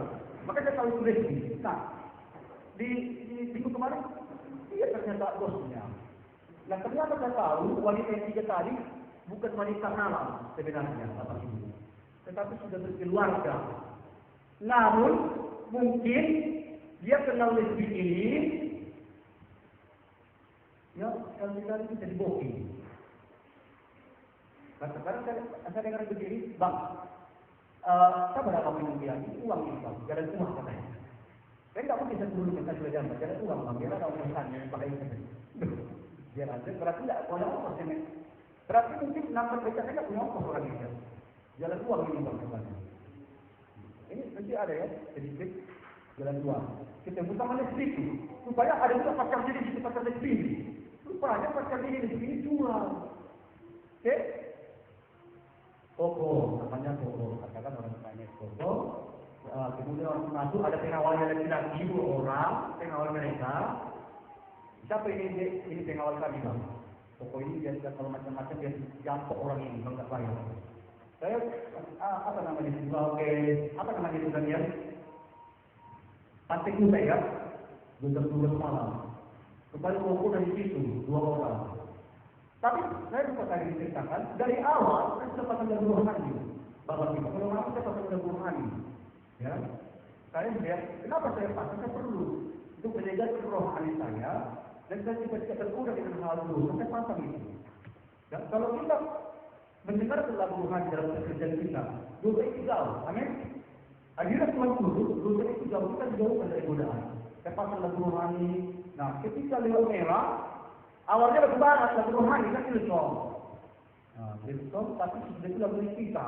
Bukan di kita pilih, ya jangan salah ya. Ada 2 di kita ini. Kita pilih burunggal ke surga. Kalau ini kita atas sebenarnya rohani. Kalau kita tahu di 2 itu waktu itu ya. Ada pasang lagu di kita. Sudah mau dekat ke Koko. Ya, terkejut cewek ini wanita. Ayo bang, abang, ini bang ada apa? Orang itu batang, bilang presiden. Ini kan lagu Jawa. Obat takut bang. Dia kalau lagi mau jadi, tidak mau lagi aku tak, tidak mau aku, obat takut. Betul kan? Macam mana kalau obat tapi obat sudah dihisapkan kau jadi kontrak. Tidak takut kah? Lagu itu hanya kah? Obat takut. Ayo dipaksa ya. Dipaksa apa dia dikatakan lagi ini ya. Aku tidak pernah dengan dia terbongkar dia dikali itu posisinya sebenarnya. Ini lah katakannya. Ini yang jantan orang ini jantan tapi dia sini. Nah, masuklah mereka ke bawah ke pondok 2 orang. Karena 2 laki-laki 2 perempuan. Saya menunggu lama, katakan ada 20 menit. Habis itu setelah selesai, bang, apa kami bang? Berapa ongkosnya bang? Kita bayar semua kata apa jantan kirinya kan? Udahlah, bayarlah banyak-banyak aku bilang. Oke bang, antar kami duduk di sebuah super. Lalu di sebuah super mereka berpisah. dengan geng itu kan, saya antar hanya tinggal satu orang, yang lain sudah tunggu di dekat kawannya. Saya tanya sedikit, Dek, gimana? Jadi kau tadi bermain dengan asmara? Enggak bang. Kenapa? Betul kata aku enggak berani. Dengar lagu abang tadi, kan kau udah turun iya bang. Jadi bubar semua cara, jadi memang itu yang jadi. Aku enggak jadi. Puji Tuhan sebenarnya. Dengar lagu rohani. Kita coba. Itu dikatakan di sini, perempuan itu meresponi lagu tersebut. Apa dikatakan di sini? Janganlah kamu menyerahkan anggota tubuhmu kepada dosa untuk dipakai sebagai senjata kelalaian. Ini luar biasa ya, dengan lagu rohani, wanita tadi tidak jadi. Katanya tidak jadi. Mudah-mudahan begitu ya. Tidak jadi keluar satu bang. Aku jadi orang tua dan aku tutup mata. Jadi bagaimana? Yang sudah marah ketiganya kawan itu dia jadi. Dia tidak jadi. Begitu tidak jadi. Makanya dikatakan jangan lagi kita menyerahkan tubuh kita. Jangan berzina, jangan lesbian, jangan jadi melakukan homoseks itu, ya. Lanjut, kita lanjutkan. Kita mau selesai.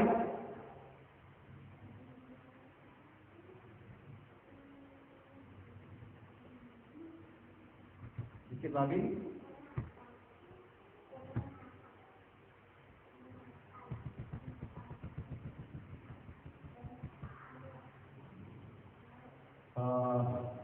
Sudah bisa, kita bisa lalunya sebelum kita tutup. Pemilik hidupku. Kita nyanyikan dulu pemilik hidupku.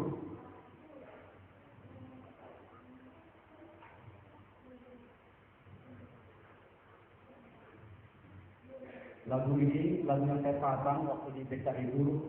Sebelumnya lagu dan itu seperti pada ada dua lagu yang mereka dengar Bapak Ibu. Maka saya coba dulu nyanyi lagu ini kita nyanyikan. Mudah-mudahan lagu ini menyentuh hati kita. Pemilik hidupku, coba kita nyanyi hidupnya.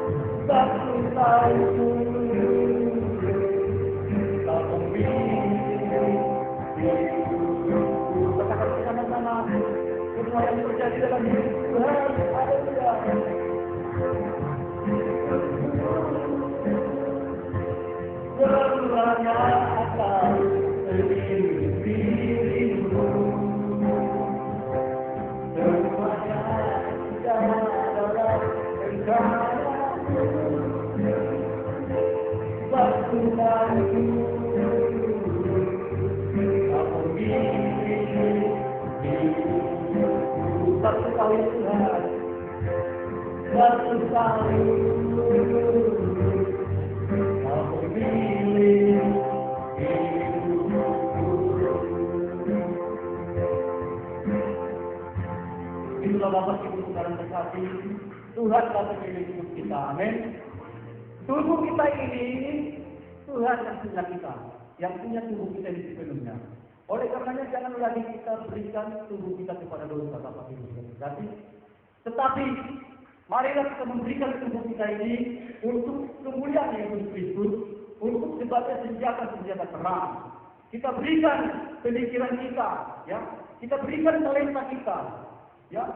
Talenta kita kepada Tuhan untuk kemuliaan bagi nama Yesus. Itulah senjata-senjata kebenaran. Amin.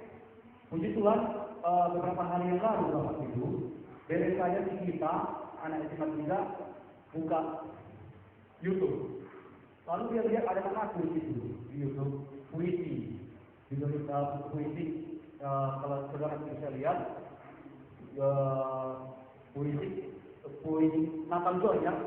Puisi Natal John, judulnya Kemenangan Bersama Kristus. Dia bilang, udah 11.000 kali tonton. Puisi saya itu rupanya sudah saya terkejut dalam, sudah ada di kakak saya buka ya. Udah 11.000 kali tonton. Itu artinya sudah banyak memberkati Bapak Ibu. Artinya saudara yang terkasih, marilah kita berikan hidup kita kepada Tuhan, tubuh kita, kepintaran kita kepada Tuhan sebagai senjata-senjata terang. Bukan kita berikan kepintaran kita kepada setan. Jangan berbudi lagi Bapak Ibu, jangan berbudi oleh lagi, tapi berikan bakat kita kepada Tuhan. Kesimpulannya Bapak Ibu Saudara terkasih, itulah keselamatan yang agung Bapak Ibu. Yesus telah mati untuk kita. Yesus telah mati untuk saudara dan saya. Dia telah mencurahkan darahnya yang mahal supaya saudara dan saya selamat. Yesus telah membayar semua dosa kita. Tanpa darah Yesus kita tidak selamat. Amin. Tanpa darah Yesus kita tidak selamat. Kesimpulannya tanpa darah Yesus kita tidak selamat. Walaupun kita berbuat baik. Banyak agama, banyak pengajaran mengejar keselamatan. Kita berbuat baik. Banyak agama mengajarkan kebaikan. Banyak para pakar mengajarkan kebaikan. Tapi tanpa darah Yesus kita tidak sampai kepada Bapa. Amin. Ilustrasinya seperti ini, berikan duduk. Kalau Anda beli kereta, ya, beli sepeda motor, katakan beli CBR 150 cc, harganya 38 juta, atau 250 cc, harganya 60 juta, atau EDP sekarang 150 cc, harga 30 atau 700. Gak tahu dari sisi saya tarik dulu, ya, tarik kereta. Kalau kita lihat EDP, ya, atau CBR, mesin sudah bagus, ya, bodi bagus, mulus, rem bagus, tapi kalau Anda pihak showroom belum mengasih kunci, Anda tidak bisa berjalan. Anda tidak bisa menjalankan sepeda motor itu. Anda tidak bisa berjalan menuju rumah saudara. Amin. Harus Anda terima dulu kunci tersebut. Sama halnya Bapak Ibu, kita harus terima Yesus Kristus. Walaupun kita sudah lahir sebagai seorang Kristen, sudah beribadah baik-baik, kalau kita tidak terima Yesus, kita tidak akan sampai kepada keselamatan. Kita tidak akan sampai ke surga itu, Bapak Ibu. Kita tidak sampai. Oleh karenanya Yesus mati untuk kita. Itu makanya Tuhan Yesus mati untuk saudara dan saya. Itu artinya Tuhan Yesus mati mencurahkan darahnya supaya saudara selamat dan terima Yesus. Anda akan sampai kepada Bapa di surga. Amin. Mari kita bernyanyi yang terakhir, yaitu ku tetap pegang salib Yesus. Satu kepada kita, sama minta itu tak hidup,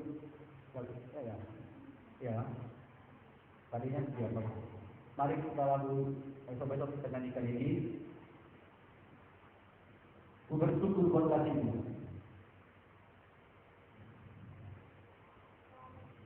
Ku bersyukur buat kasih-Mu.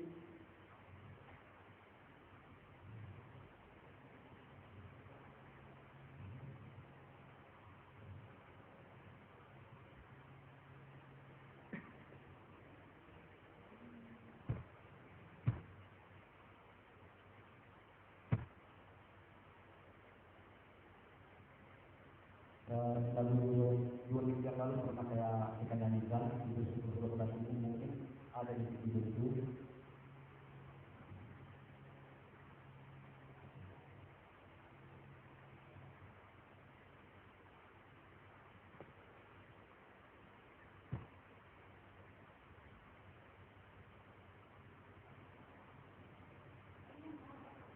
Ya.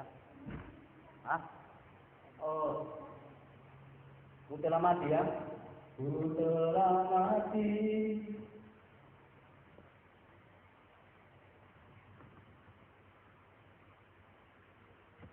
Dan yang digantungkan dengan barang panah.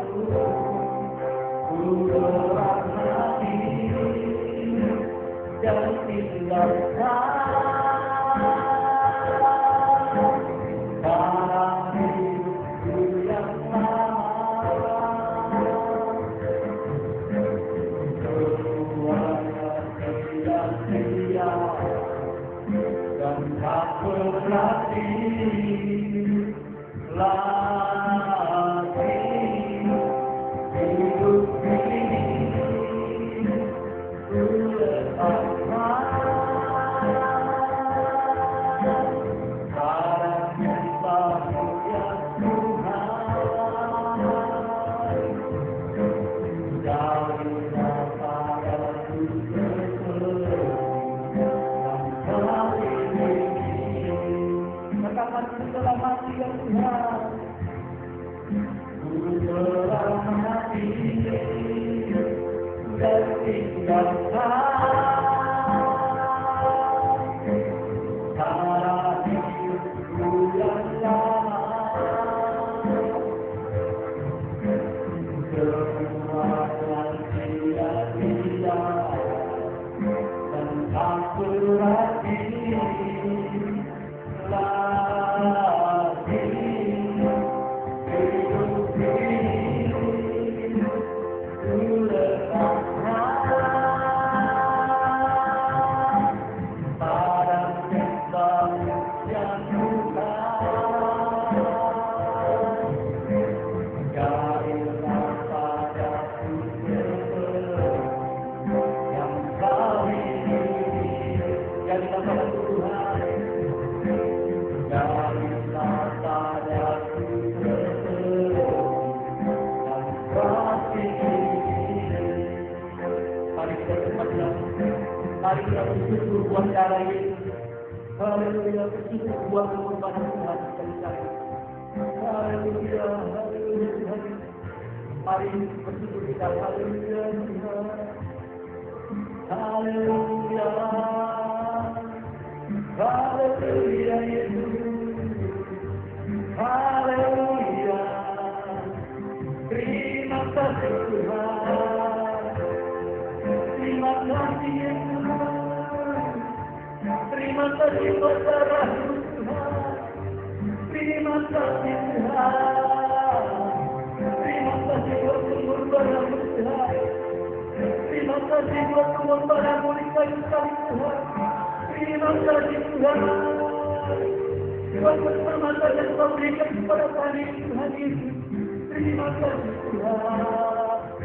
Haleluya. Haleluya. Haleluya. Mari bersedia. Mari bersyukur kepada Tuhan. Mari kita berdoa dengan sungguh-sungguh lagi. Mari berdoa pada Tuhan Yesus. Mari bersyukur pada pengorbanan Kristus.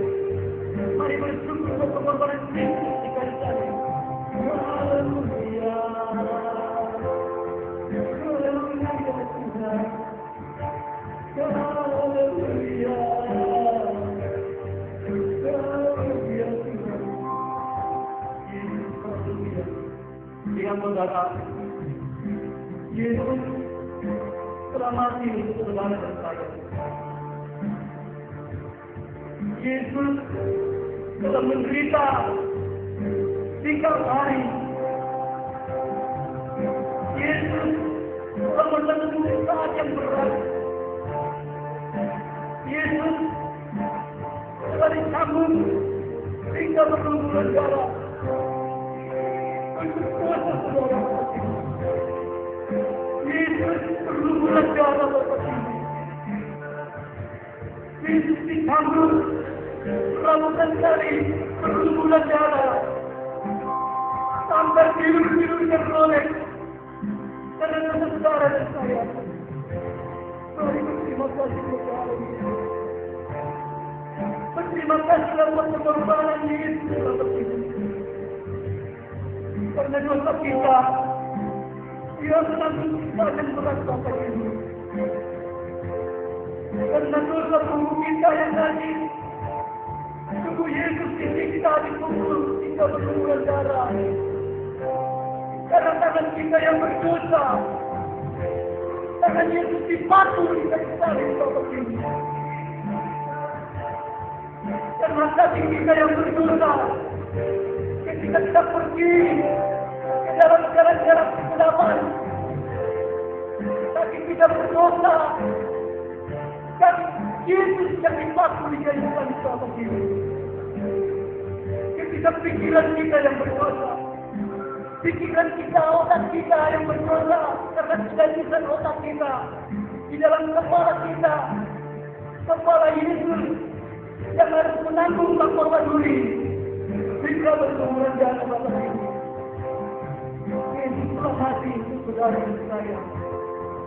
Yesus telah mati untuk saudara dan saya. Yesus telah mati menebus saudara. Yesus telah mencurahkan darahnya untuk saudara dan saya. Yesus menebus dosa kita Bapak Ibu, bukan dengan emas, tapi oleh darahnya. Oleh darahnya kita dipertemukan dengan Allah. Oleh darah Yesus kita diselamatkan dari api neraka. Oleh darah Yesus kita dibenarkan, kita diangkat ke surga. Kita tahu menerima Yesus sebagai Tuhan dan Juru Selamat. Yesus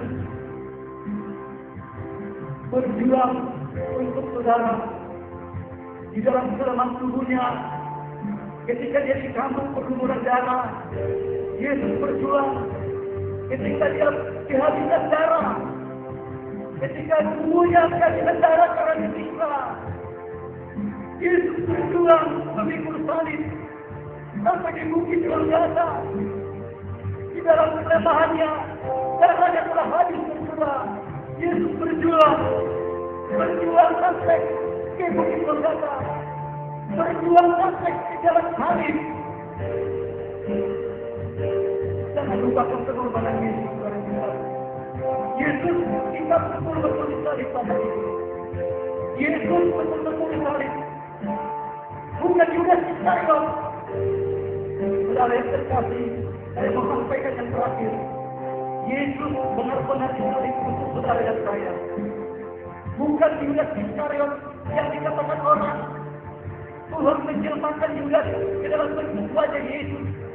Namun hari ini saya berkata bahwa itu dusta, itu tidak benar, itu fitnah. Yesus bukan penipu. Yesus kita bukan penipu. Yesus kita bukan pendusta. Yesus betul-betul disalib untuk saudara dan saya. Yesus betul-betul disalib untuk saudara dan saya. Dia mati di kayu salib untuk saudara dan saya. Yesus betul-betul disalib Bapak Ibu. Dia betul-betul mati untuk saudara dan saya, supaya di dunia ini boleh selamat. Jangan tinggalkan Yesus saudara terkasih. Kalau engkau telah diselamatkan Yesus oleh darahnya sendiri, jangan pernah meninggalkan Yesus. Jangan pernah meninggalkan Yesus. Pada minggu yang lalu, saya menjumpai seorang wanita, salah seorang wanita di Sepuluhan, yang pergi meninggalkan Yesus Kristus. Ketika saya menarik becak, dia bercerita dia pergi meninggalkan Yesus Kristus. Dia pergi meninggalkan imannya karena jatuh cinta. Yang bukan mengenal Yesus, dia tinggalkan Yesus. Saudara yang terkasih, saya mohon kepada Anda, jangan pernah kita meninggalkan Yesus Kristus, saudara. Jangan kita meninggalkan Yesus. Yesus sudah berjuang memikul salib untuk saudara dan saya. Ketika dia kehabisan darah, Yesus masih berjuang di bukit Golgota. Dia berjuang sampai ke salib, di dalam salib, untuk menebus saudara dan saya. Saudara Yesus berjuang saudara dan saya. Mari saudara jangan pernah tinggalkan Yesus Kristus. Dimanapun saudara mendengarkan firman ini, jangan pernah tinggalkan Yesus Kristus, saudara yang terkasih. Jangan pernah meninggalkan Yesus Kristus. Dia mengasihi engkau. Dia mengasihi hidupmu. Dia membutuhkan engkau. Mari bersahabat saudara yang terkasih. Terima Yesus. Ikut balik Yesus Kristus. Dan dia mengiring Yesus Kristus Bapak Ibu. Pegang salib itu. Pegang jalan salib itu. Berjalan engkau dalam jalan salib. Setia kepada Yesus Kristus. Setia sampai mati. Setia kepada Yesus. Karena Yesus adalah jalan kebenaran dan hidup. Tidak ada yang sampai kepada Bapa. Tidak ada yang sampai kepada Bapa di surga kalau bukan lewat Yesus Kristus. Tidak ada yang sampai kepada Bapa kalau tidak melalui Yesus Kristus. Bagilah jalan kebenaran dan hidup. Mari kita katakan dalam hati. Haleluya.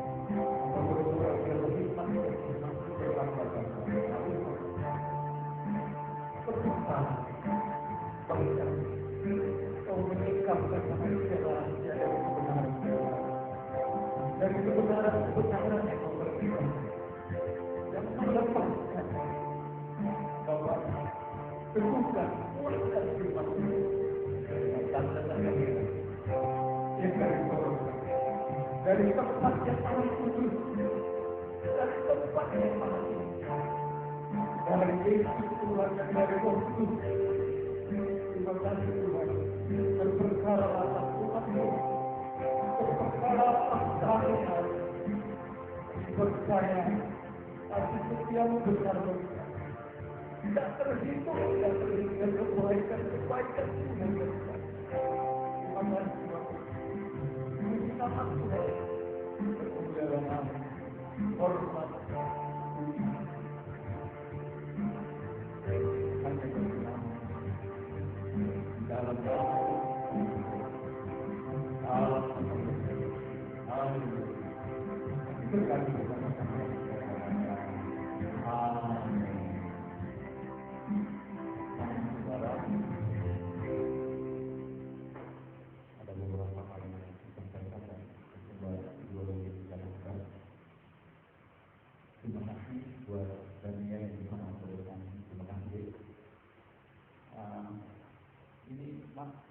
dari ini pada Ramadan. Jika mati lagi, nanti kita kembali. Terima kasih buat bersama dengan kami. Buat Pak Robert tetap belajar terus, Pak. Ya, kita harus asah Bapak terus supaya lebih nanti ya bisa lebih belajar.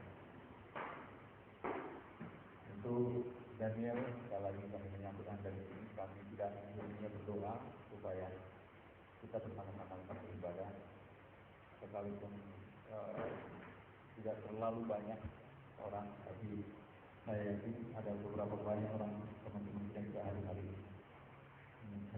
Karena saudara kita beri yang terbaik, apa yang Tuhan beri bagi kita, kita kembalikan bagi Tuhan. Oke, itu yang memberkati kita. Nah, saudara,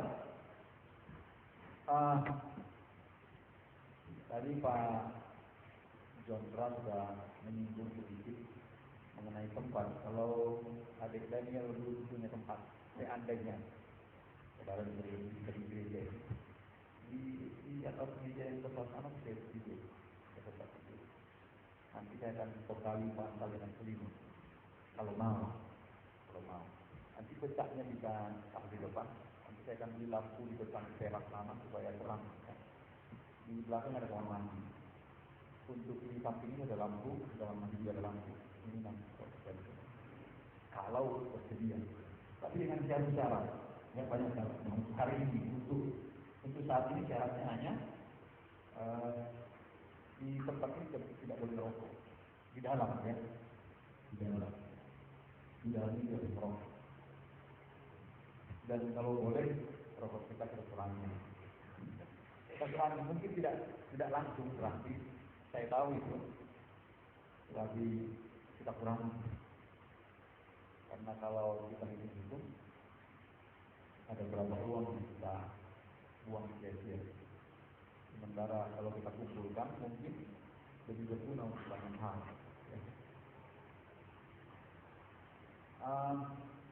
Kalau boleh saudara untuk hari Sabtu jangan terlalu lama hari kitanya. Nanti kalau terlalu lama bangunnya jadi telat untuk ke gereja. Jam 10 udah bisa lama masuk gudang, ya. Masuk gudang jam 10 hilang atau ngobrol-ngobrol dengan teman-teman. Udah salah sampai jam 12 sama malam ini dengan muda, tapi sampai itu bisa kita bangun kan jam 10 kita bangun atau paling lama 10 sebelum berdoa pagi. Jam 10 kita udah bisa mandi, jam setengah 11 kita mati. Jadi sudah banyak waktu kita. Daripada kita ini hampir jam 1 nanti terus kita sudah lapar. Jadi kalau kita masuk jam setengah 11 kita keluar jam 12 siang. Wah, makan siang. Ini sudah tidak terlalu lama. Nanti saudara kalau punya pergumulan boleh datang ke rumah saya. Kita berdoa sama. Mungkin tidak bisa saya bantu dengan uang, mungkin saya bisa bantu dengan doa. Dan kalau kita berdoa bersama-sama, mungkin Tuhan kasih jalan keluar dengan orang lain. Tidak mungkin melalui saya atau tidak mungkin melalui yang lain. Dan saya sudah mengalaminya kerap kali di gereja. Jadi Tuhan bantu kita di gereja ini melalui orang lain. Melalui orang lain. Mari kita berdoa, kita sungguh-sungguh kita berikan hati kita kepada sedikit. Saya tambahkan sebelum kita pulang. Tadi dari sini. Manusia lama kita sudah selesai. Buang. Berlari. Jangan berjalan. Berlari. Tinggalkan.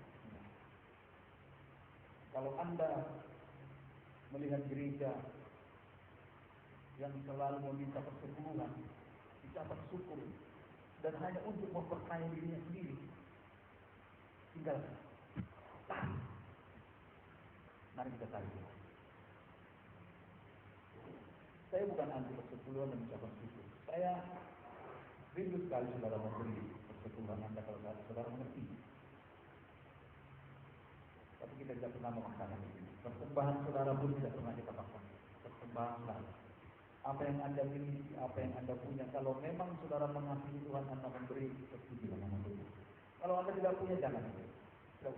Jangan dipaksakan. Tapi janganlah untuk memberi rokok ada.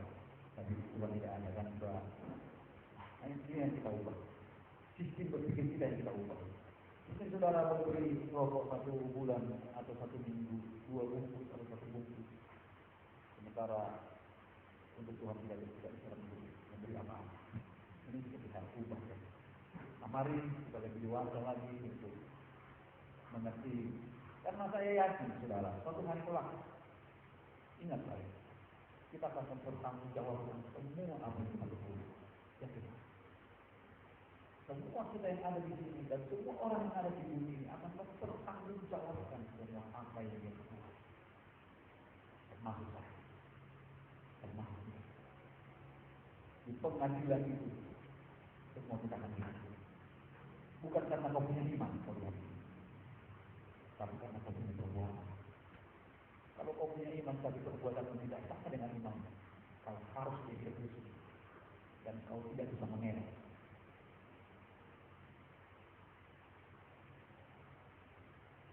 Mari saudara ya, mulai hari ini kita mulai belajar. Dan saya bersyukur hari ini dan sama dengan hari yang kemarin, gereja kita selalu kebanyakan laki-laki. Ini ada jiwa baru laki-laki itu. Kita berdoa, saya berdoa memang imam-imam itu akan dipulihkan di gereja. Semua akan diubah oleh Tuhan. Kepala-kepala imam-imam akan menjadi imam-imam yang sebenarnya dilayani. Mari kita akan duduk pada kita bangun berdiri. Kita berdiri semua kita akan duduk pada kita. Bapak, kami berterima kasih buat ibadah kita. Apa berdoa buat minggu ke depan berkati umat ini semua. Dan tukang-tukang beca Allah berkati. Maka berdoa buat Daniel, buat Robin, buat Pak Surta yang pernah di beca. Maka berdoa Allah berkati. Penumpang-penumpang yang baik, penumpang-penumpang yang baik. Jauhkan mereka dari orang-orang yang jahat. Jauhkan mereka dari hal-hal yang jahat, dari hal-hal yang bahaya. Tapi berkati mereka Tuhan ketika menarik diri. Berkati. Apa berdoa dalam nama Yesus. Bapak, kami memastikan setiap orang berjalan hawa nafsu dunia yang mungkin masih ada dalam hidupnya, dalam hidup kita. Setiap godaan-godaan Bapak kami berdoa, Yesus memberi kami kekuatan supaya kami masih bisa berjalan dalam segala dalam hidup kita. Terima kasih kita diberikan kami. Kirimkan jiwa-jiwa baru. Kami berterima kasih atas jiwa baru hari ini. Kami bersyukur ada jiwa baru. Untuk itu kami tidak bisa berhenti berdoa. Tambah-tambahkan jiwa. Setiap minggu, setiap minggu. Dalam nama Yesus. Berkati tempat kami beribadah ini. Berkati waktu. Kuduskan tempat ini. Kuduskan. Dalam nama Yesus. Berkati tempat surga. Apa boleh dengan bahkan itu kami berdoa untuk begini. Negeri tercinta tanah air. Kami berdoa buat begini. Dalam hati kita satu. Kau dijauhkan dari semua jenis-jenis penyakit. Kau dijauhkan dari jenis-jenis penyakit. Kemudian sampah. Oh, kami berdoa perlindungan Tuhan atas Indonesia. Perlindungan Tuhan atas Timur Bapak Nusantara. Perlindungan Tuhan atas kami umat-umat Tuhan yang percaya. Di mana mereka berada ya Tuhan. Terima kasih Bapak. Terima kasih. Semua persembahan kami Tuhan memberkati. Yang baik itu dan kita Muhammad seperti malam. Terima kasih Bapak. Bangunkan kami besok pagi. Terima kasih buat gue yang lain. Pemain yang memegang lektor Tuhan. Media. Apa pun yang menyampaikan Tuhan. Kapan kami selamat dan tidak berlaku apapun yang kami lakukan.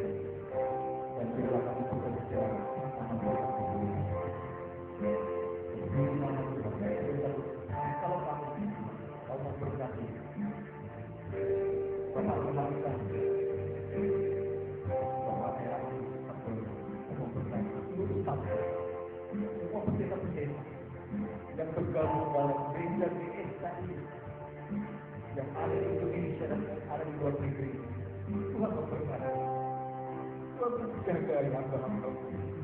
Penuhi hikmat pengetahuan marifat yang menyingkapkan rahasia-rahasia kebenaran. Kebenaran-kebenaran yang akan disampaikan melalui gereja. Bagi gereja Tuhan yang sudah baik. Terima kasih Bapak. Dan kita berdoa lagi dan kita satu dengan lain. Mari Tuhan berkata. Mari kita angkat tangan, angkat kedua tangan. Pandanglah dia dan memberikan berkatnya dari surga kepadamu. Pulanglah dan bawalah berkat dari Allah, kasih anugerah dari Allah Bapa, cinta dari Yesus Kristus yang besar, memberikan kemuliaan dan hormat dan dalam pertemuan yang aneh kita yang memberikan kebenaran berbeda, menyertai orang kemana kita berada, memperbaiki setiap langkah-langkah yang kita bahkan keluarga, istri dan anak-anak, dan saudara yang berkati di dalam, yang berkati di jalan, yang berkati di tempat di tanah Allah. Terima kasih hari ini sampai selamanya di dalam nama Tuhan Yesus Kristus. Haleluya. Sama-sama kita katakan amin. Selamat siang.